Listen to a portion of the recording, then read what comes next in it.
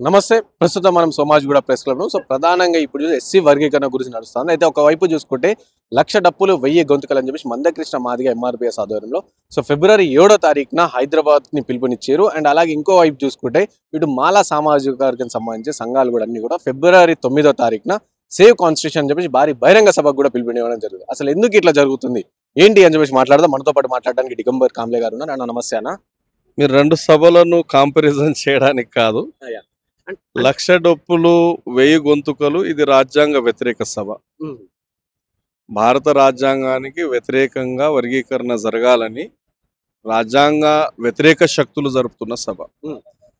మేము రాజ్యాంగానికి లోబడి భారత రాజ్యాంగం ఇచ్చినటువంటి రిజర్వేషన్ ఫలాలు సుప్రీంకోర్టు ద్వారా కాలరాసే ప్రయత్నం చేస్తూ ఉంటే ఈ దేశంలో ఉన్నటువంటి 1262 కులాలకు నష్టం జరగద్దు, రాజ్యాంగపరంగా వచ్చినటువంటి హక్కుల్ని కాపాడుకోవాలి. కాబట్టి మేము సేవ్ కాన్స్టిట్యూషన్ సభను నిర్మల్ జిల్లా బైన్సాలో నిర్వహిస్తున్నాము. దానికి సంబంధం లేదండి. అది కులం సభ కాదు, అది రాజ్యాంగ పరిరక్షణ సభ. ఇది రాజ్యాంగ వ్యతిరేక సభ. లేదంటే వర్గీకరణకు వ్యతిరేకిస్తున్నారు మాలా సామాజిక, అందులో కొంతమంది ఎవరైతే వ్యతిరేకిస్తున్నారో వాళ్ళే రాజ్యాంగ వ్యతిరేకులు అని చెప్పేసి కూడా మందకృష్ణ మాదిగ చాలా సందర్భాలు చెప్పారు. ఇప్పుడు విషయం ఏంటంటే మాలా సామాజిక వర్గం వర్గీకరణను ఎందుకు వ్యతిరేకిస్తున్నారని చాలా మంది అడుగుతున్నారు. భారత రాజ్యాంగానికి వ్యతిరేకంగా ఏ చట్టాలు చేసినా మాలలు వ్యతిరేకిస్తారు. గతంలో ఎన్ఆర్సి సిఏఏ పేరిట సిటిజన్షిప్ ఆఫ్ ఇండియా భారత చట్టము రాజ్యాంగంలో ఉన్నప్పటికీ దానికి వ్యతిరేకంగా ముస్లింల మీద అన్యాయం చేస్తూ సిఏ ఎన్ఆర్సీని పార్లమెంట్లో ఆ రోజు ఆమోదించాలని మోడీ గవర్నమెంట్ ప్రయత్నం చేస్తే మొదటగా గలమిప్పింది, మొదటగా పోరాటం నిలబడింది మాలలే కదా. ఎందుకు? అది సిటిజన్షిప్ ఆఫ్ ఇండియా రాజ్యాంగ స్ఫూర్తికి వ్యతిరేకంగా ఆ చట్టం చేసిండ్రు, ఒక మతాన్ని టార్గెట్ చేసిండ్రు, ఒక కమ్యూనిటీని టార్గెట్ చేసిండ్రు. కాబట్టి రాజ్యాంగ స్ఫూర్తిని కాపాడడానికి, రాజ్యాంగ పరమైన హక్కుల్ని కాపాడడానికి కదా ఆ రోజు మాలల రోడ్డు మీద ఎక్కింది. నేనేమంటున్నానంటే ఆర్టికల్ 341ను వర్గీకరించడం అనేది చట్టానికి వ్యతిరేకము. సుప్రీంకోర్టు ఇచ్చినటువంటి డైరెక్షన్ ఏంటంటే ఇది మాదిగ కులానికి న్యాయం చేయడానికో మాలలకు అన్యాయం చేయడానికో వచ్చింది కాదు. సుప్రీంకోర్టు 6 జడ్జిలు ఇచ్చినటువంటి ధర్మాసనం ఏదైతే గైడ్ లైన్స్ ఇచ్చిందో అది రిజర్వేషన్లను ఎత్తేసేయడానికి వాళ్ళు చేసినటువంటి కుట్ర. వాళ్ళు ఇచ్చినటువంటి మొత్తం జడ్జిమెంట్ యొక్క సారాంశం ఏమిటంటే రిజర్వేషన్లో క్రీమిలేయర్ తేవాలి, అది రాజ్యాంగ స్ఫూర్తికి వ్యతిరేకము. రిజర్వేషన్ ఒక్క జనరేషన్ ఉండాలి, అది రాజ్యాంగ స్ఫూర్తికి వ్యతిరేకము. రిజర్వేషన్ అనేది దానికి టైం బాండ్ విధించాలి, ఇది రాజ్యాంగ స్ఫూర్తికి వ్యతిరేకము. రిజర్వేషన్ యొక్క క్రైటీరియాను ఎకనామిక్ క్రైటీరియాగా మార్చాలా, ఇది రాజ్యాంగ స్ఫూర్తికి వ్యతిరేకము. రిజర్వేషన్ అనేది వర్ణాధర్మ ప్రకారం ఇవ్వాలి, భగవద్గీతలో శ్రీకృష్ణుడు వర్ణాశ్రమ ధర్మాన్ని స్థాపించుడు, అది గొప్పదని చెప్తున్నాడు. ఎవరైనా సుప్రీంకోర్టు ధర్మాసనం తీర్పిస్తే చట్టానికి లోబడి రాజ్యాంగానికి లోబడి తీర్పియాలి. కానీ ఈ 6 దొంగ జడ్జులు కలిసి ఏం చేసిండ్రు, అకాడమిక్ ఎగ్జాంపుల్ చూపిస్తూ అకాడమిక్ జస్టిఫికేషన్ చేసే ప్రయత్నం చేసిండ్రు తప్ప రాజ్యాంగానికి లోబడి ఇది చేయలేదు. మేము వర్గీకరణకు వ్యతిరేకం కాదు, మాదిగలకు వ్యతిరేకం కాదు. మేమేమంటున్నాము, నీ కుల సభకు ఎలక్షన్ కోడ్కు నియమాలకు ఉల్లంఘించే కదా నరేంద్ర మోడీ మీ సభకు వచ్చిండు. అతని భుజాల మీద పడి కృష్ణ మాదిగ నువ్వు ఏడ్చినావు కదా. మేమేం హ్యాపీగా ఫీల్ అయ్యామంటే మోడీ వచ్చాడు, ఆయన భుజాల మీద ఏడ్చుకునే అవకాశం ఇచ్చాడు కదా, పార్లమెంట్లో చట్టం చేస్తాడేమో మేము అనుకున్నాము. పార్లమెంట్లో చట్టం చేయకుండా మళ్ళా మోడీ యూటర్న్ తీసుకుని దొంగ మార్గాన 6 జడ్జిలతో రిజర్వేషన్ల మీద దాడి చేయించాడు. కృష్ణ మాదిగ మిగతా పౌర సమాజ నాయకులు ఎవరైతే జర్నలిస్ట్ పేరిట చలామణి అవుతున్నటువంటి సోకాల్డ్ జర్నలిస్టు, సోకాల్డ్ ఇంటెలెక్చువల్స్ కు నేనేం చెప్తున్నానంటే నరేంద్ర మోడీని పార్లమెంట్ లో చట్టం ఏమనండి, మేమెవరండి అడ్డుకోవడానికి. ఆర్టికల్ 341 సవరణ చేయాలంటే నేను చెప్పడం కాదు, కృష్ణమాదిగ వేసినటువంటి ఉషా మెహ్రా కమిషన్లో ఉషా మెహ్రా చాలా స్పష్టంగా ఏం చెప్పిందంటే ఆర్టికల్ 341ను సవరించాలంటే దేశంలోని 50% రాష్ట్రాల అసెంబ్లీలో బిల్లు ఆమోదించి పార్లమెంట్లో బిల్లు ఆమోదించి చట్టం చేయాలా.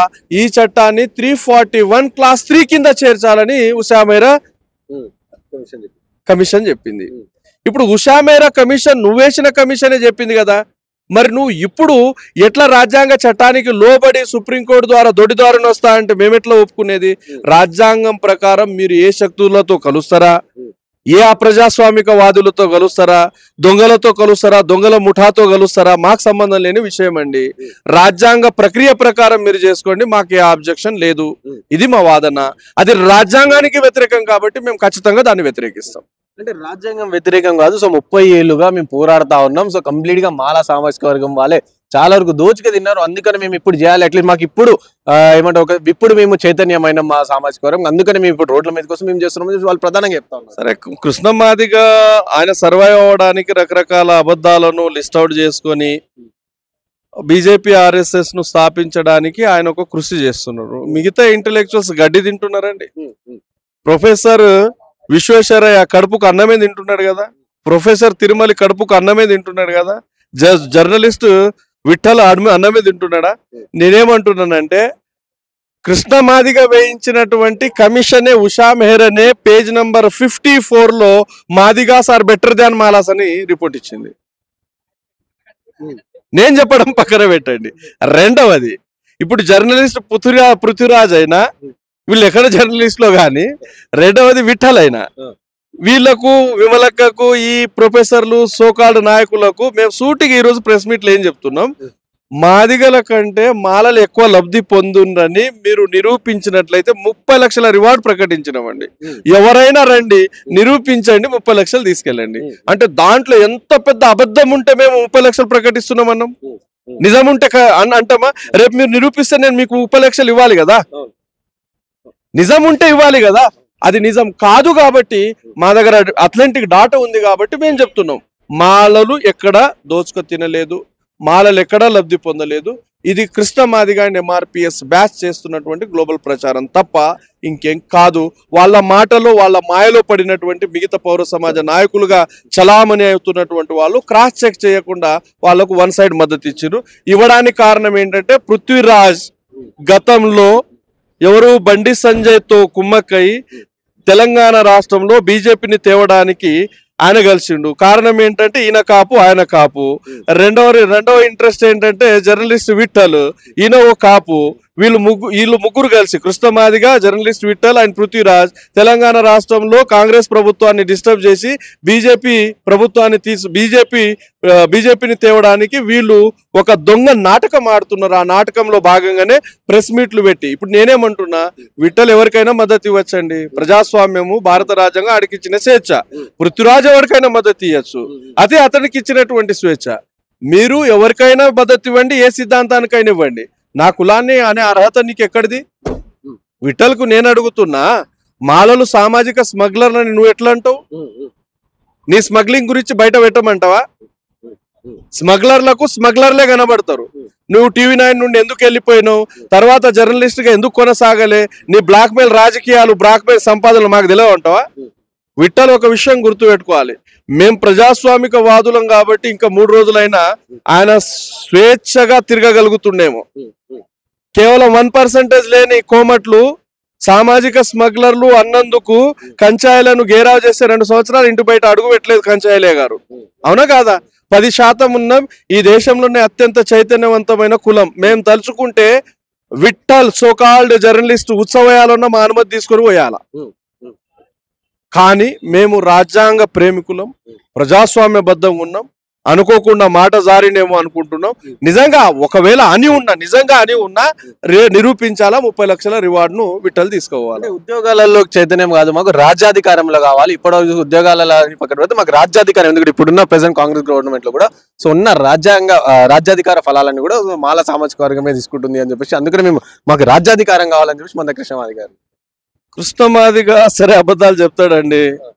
ఈ ప్రపంచంలో అబద్ధాలు ప్రచారం చేయడంలో అంతర్జాతీయ అధ్యక్షుడు నరేంద్ర మోడీ అనుకున్నా, కానీ మొన్న అర్థమైంది ఏంటంటే కృష్ణమాదిగానే ఈ ప్రపంచంలో అత్యధికంగా అబద్ధాలు చెప్పేటోడు ఎవడంటే కృష్ణమాదిగా. ఇప్పుడు రాజకీయ ఫలాలు మాలలు పొందుతున్నారంటే సరే, బై డిఫాల్ట్ గా మొన్న కాంగ్రెస్ లో నాగర్ కర్నూలు సీనియర్ నాయకుడు కాబట్టి మాలకు వచ్చింది. అది సరే, ఆయన మాలాని ఎక్కడ చెప్పుకోడు, అది వేరే విషయం అనుకోండి. ఒక వర్ధనపేట ఒక సీటు అనుకోకుండా అది మాలకు వచ్చింది, ఈ 2 సీట్లు. గత టిఆర్ఎస్ ప్రభుత్వంలో 10 సంవత్సరాలు ఎక్కువ శాతం మాదిగలే తిన్నారుగా, మరి దాని మీద మాట్లాడమే. సర్పంచ్ల లిస్టులో 60 నుండి 70% 59 కులాల్లో కేవలం మాదిగలే ఉన్నారు, దాని మీద మాట్లాడమనండి. జడ్పీటీసీల లిస్టులో 80% మాదిగలు ఉన్నారు, దాని మీద మాట్లాడమనండి. ఎంపీపీల లిస్టులో 80% మాదిగలు ఉన్నారు, దాని మీద మాట్లాడమనండి. అనుభవదారుల్లో కార్పొరేషన్ నిధులు 80% వాళ్ళే అనుభవించారు, దాని మీద మాట్లాడమనండి. గురుకుల విద్యాలయాల్లో అడ్మిషన్లు 80% వాళ్ళే తీసుకున్నారు, దాని మీద మాట్లాడమనండి. 3 ఎకరాల భూమి పథకంలో దాదాపు 80% వాళ్ళే తీసుకున్నారు, దాని మీద మాట్లాడమనండి. 10 లక్షల పేరిట దళిత బంధును 90% వాళ్ళే తీసుకున్నారు, దాని మీద మాట్లాడమనండి. ఎందుకు మాట్లాడరు మీరు? మాలల మీద ద్వేషంతో మాదిగల్ని ఆర్గనైజ్ చేసి ఆ మాదిగల్ని బీజేపీ వైపు తీసుకెళ్లడమే కృష్ణ మాదిగ ఎజెండా. ఈ బీజేపీకి పనిచేస్తున్నటువంటి ఇండైరెక్ట్ గా పనిచేస్తున్నటువంటి విఠల్ మరియు పృథ్వీరాజ్ కలిసి తెలంగాణలో కాంగ్రెస్ ను నిర్వీర్యం చేసే ప్రయత్నం చేస్తున్నారు. బీజేపీ దొంగల ముఠా వీళ్ళందరూ ఆడుతున్నటువంటి నాటకం తప్ప వాళ్ళు చెప్పే దాంట్లో సత్యం లేదండి. మీరు కాంగ్రెస్ కి సపోర్ట్ చేయాలని చెప్పేసి చెప్తా ఉన్నారు, అంటే వాళ్ళు బీజేపీకి సపోర్ట్ చేస్తున్నారు అని అంటారు కదా. సో కాంగ్రెస్ బై డిఫాల్ట్ గా మాలలు కాంగ్రెస్ తో గతం నుండి ఈ రోజు వరకు ఉన్నారు, బై డిఫాల్ట్ ఉన్నారు. మా కులానికి ప్రత్యేకంగా ఒక పార్టీ అంటూ లేదు, అలా అని మేము కాంగ్రెస్ గుత్తా కూడా తీసుకోలేదు. మా కులంతో ఎవరు ఉన్నారో మేము వాళ్ళతో ఉన్నాం. సో విన్నారు కదా, ఇది దిగంబర్ కాంబ్లే గారు చెప్తున్న పరిస్థితి. సో ప్రధానంగా చూసుకుంటే సో ఎస్సీ వర్గీకరణ సంబంధించి సో కంప్లీట్ గా తప్పుదో పట్టిస్తా ఉన్నారు సోకాల్కి సంబంధించి కొంతమంది లీడర్లు. సో మెయిన్ గా అబద్ధాలు చెప్తా ఉన్నారు, అబద్ధాలు చెప్పి సో కంప్లీట్ గా కూడా ప్రజల్ని కావచ్చు వీళ్ళందరినీ కూడా మాదిగ సామాజిక వర్గం అందరినీ కూడా తప్పుదో పట్టిస్తున్నారు చెప్పి దిగంబర్ కాంబ్లే గారు చెప్తున్న పరిస్థితి. అండ్ అలాగే ఎవరైనా సరే ఏ పార్టీ అయినా సరే మాకు ఎవరు ఉంటారో సో మేము వాళ్ళతోనే ఉంటాము అని చెప్పేసి కూడా దిగంబర్ కాంబ్లే గారు చెప్తున్న పరిస్థితి. కెమెరా పర్సన్ సాయితో రాణా ప్రతాప్, ఇప్పుడు INTV ఫ్రమ్ హైదరాబాద్.